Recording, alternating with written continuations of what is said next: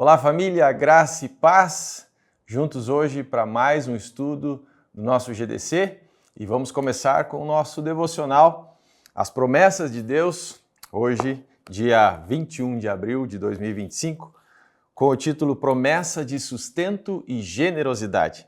O texto está lá em Êxodo, capítulo 16, o verso também 16. Assim ordenou o Senhor, cada chefe de família recolha o quanto precisar, um jarro para cada pessoa da sua tenda. Você deve lembrar do contexto aqui e está falando sobre essa coleta diária do maná. E ele é uma ilustração do que significa confiar em Deus para o nosso sustento diário. É um lembrete de que as bênçãos do Pai são constantemente renovadas e essa prática nos ensina a viver o hoje, o presente, confiando em Deus para nos dar o que precisamos à medida que cada desafio se apresenta. Deus nos convida hoje para vivermos uma vida de fé, zelo e generosidade. Amém? Nosso estudo hoje, seguindo carta de Paulo aos Filipenses, nós vamos ler no capítulo 3, os versos 15 e 16, que nos fala o seguinte: todos nós que alcançamos a maturidade devemos ver as coisas dessa forma, e se em algum aspecto vocês pensam de modo diferente, isso também Deus esclarecerá.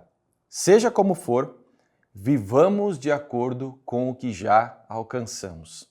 A maturidade do céu. Paulo está nos falando aqui sobre mantermos focados no alvo. Dos principais direcionamentos que o apóstolo Paulo está fazendo aqui é para que a gente pense conforme aquilo que nós já aprendemos. E falando aos filipenses, ele está falando para que eles parem de pensar como eles pensavam até então, antes de conhecer a Jesus.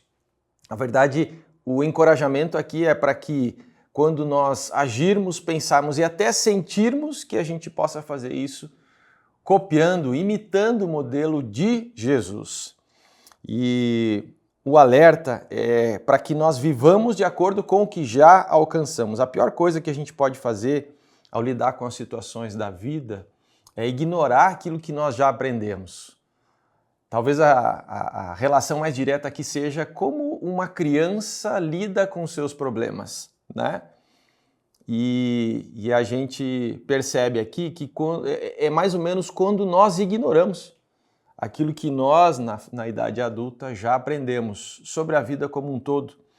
E acaba que nós nos tornamos crianças birrentas quando nós ignoramos aquilo que nós já aprendemos. Nós colocamos a nossa vontade acima de todas as coisas, nós agimos de uma forma imatura, nós nos tornamos peso às outras pessoas que estão ao nosso redor. Nós agimos como tolos e, de uma certa forma, incoerentes até com a própria fé que nós temos aprendido e sido forjados, não é verdade? Agora, nós devemos nos lembrar então que essa maturidade do céu, conforme o apóstolo Paulo está nos dizendo, ela fortalece, em primeiro lugar, a nossa amizade com a cruz. Filipenses 3,18 vai dizer: pois como já disse repetidas vezes e agora repito com lágrimas, olha só, apóstolo Paulo aqui, com lágrimas repetindo a esse povo, há muitos que vivem como inimigos da cruz de Cristo. Forte essa palavra, inimigos da cruz de Cristo. Nós somos tentados muitas vezes a reagir na carne, a agir sem pensar, com uma certa impulsividade. E nós, como nós falamos, agimos muitas vezes como crianças. E com Jesus, nós somos convidados a viver todas as nossas situações, desse lado aqui da eternidade, sob a perspectiva do céu. Nós aprendemos que muito mais importante do que o que nos acontece é o que eu e você fazemos com aquilo que nos acontece. É a nossa reação, a nossa resposta diante das situações difíceis da vida. E Paulo está falando aqui de algumas pessoas que se diziam convertidas ao cristianismo, mas ainda estavam na prática, no dia a dia, nas suas respostas, vivendo como se não conhecessem um novo modo de viver, no modelo que Jesus tinha deixado. E é verdade que muitas vezes aquilo que nos acontece, que nos rodeia, acaba ganhando nosso coração, a nossa mente. Nós nos preocupamos com as situações diárias e nossa percepção precisa estar no sacrifício que Jesus cumpriu e realizou na cruz para nos tirar desse lugar de preocupação com aquilo que é passageiro e olhar para o que é eterno. Essa maturidade no céu, então, ela fortalece os nossos laços com a cruz. A cruz passa a fazer sentido para nós no nosso dia a dia, tirando esse Jesus de um lugar que é apenas uma teoria, um conhecimento, um ensinamento, para uma prática de vida. Uma pergunta para você: existe alguma área na sua vida em que você pode dizer, afirmar que está agindo como inimigo da cruz? Que mais? Essa maturidade do céu, ela também fortalece a nossa identidade como cidadãos do céu. Nos versos um pouco mais à frente, no capítulo 3, no 20 e 21, o apóstolo diz o seguinte: a nossa cidadania, porém, está nos céus, de onde esperamos ansiosamente o Salvador, o Senhor Jesus Cristo, que pelo poder que o capacita a sujeitar todas as coisas a si, transformará o nosso corpo humilhado, tornando-o semelhante ao seu corpo glorioso. Identidade. A maturidade no reino também passa pelo entendimento da nossa identidade celestial. O nosso pastor Carlito Paes, nosso pai espiritual, nos lembra: somos seres espirituais, tendo uma experiência terrena. Percebe? A nossa identidade, ela está no céu. Por isso que o Sermão do Monte, quando Jesus fala, é uma inversão não só de valores e princípios, mas da perspectiva, porque a nossa identidade, a nossa raiz, a nossa origem, o nosso alvo é no céu. Nós percebemos que nós não somos desse mundo. Nós estamos tendo uma experiência aqui, nesse mundo. A lembrança aqui é que, como embaixadores desse reino, apesar de não chegarmos ainda, não estarmos vivendo no céu, nós, como embaixadores, somos representantes com os valores, com os princípios, com o que rege esse mesmo reino, vivendo já aqui, defendendo aquilo que vem do céu. Nós lembramos então que não são as leis dos homens que nos regem. Nós não fazemos ou deixamos de fazer as coisas por medo, receio, por culpa, mas porque a nossa identidade, os valores que nos regem são desse reino, estão acima dos valores desse mundo, e assim nós podemos agir sobre essa perspectiva eterna. Uma pergunta para você: você consegue olhar para essa vida da perspectiva da eternidade? Se você ainda não consegue, o que tem impedido você de avançar olhando sob a perspectiva do céu na tua vida? E por fim, a maturidade do céu, ela nos ajuda a pensar nas coisas do alto. Como nós falamos no início do estudo, manter a nossa mente no céu.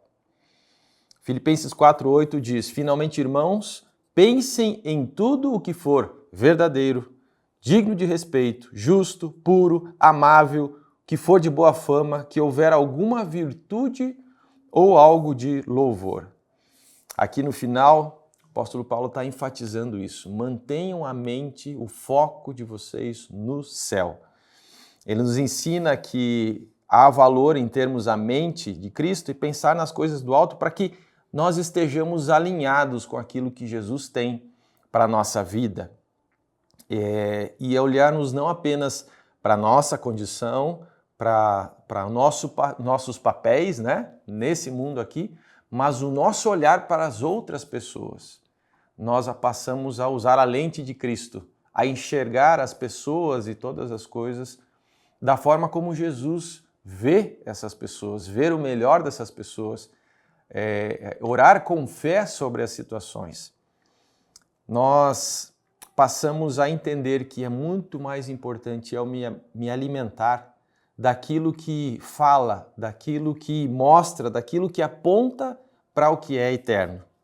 Você tem pensado nas coisas do alto? quando as preocupações dessa vida, desse lado aqui da eternidade, quando as preocupações terrenas chegam, você consegue continuar com a mente no céu? Que exercícios você tem feito para se manter focado naquilo que vem do céu, naquilo que a palavra ensina quem é Deus e quem você é? A sua identidade, lembre-se, é do céu. Essa maturidade, ela não é conquistada por esforço, não é verdade?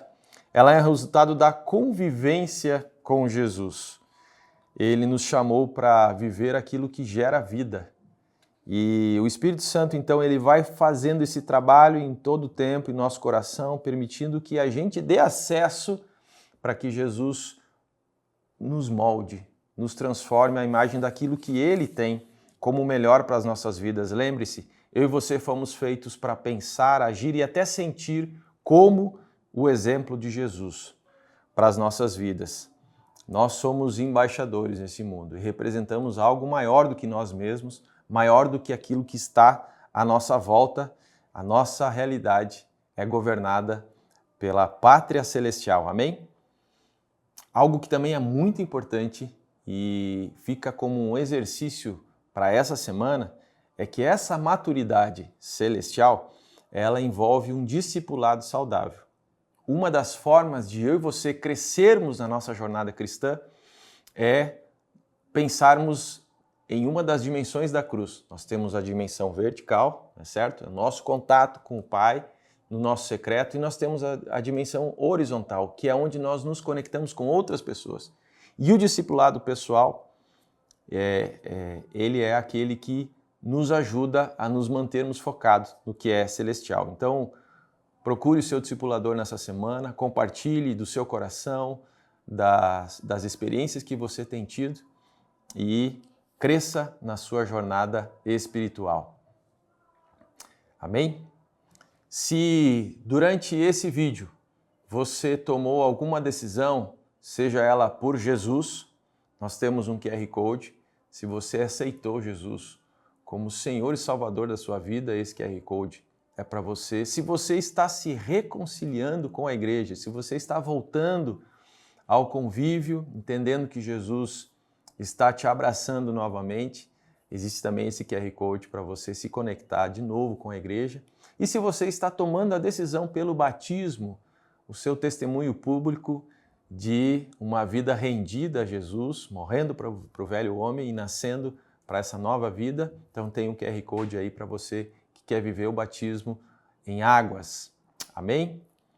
Se você não tem ainda uma conexão com o GDC, um grupo para se reunir, um grupo da cidade, esse QR Code é para você se conectar a um dos nossos muitos grupos espalhados pela cidade, em outras cidades, aonde você estiver, e ser parte de uma família para pertencer. Deus te abençoe.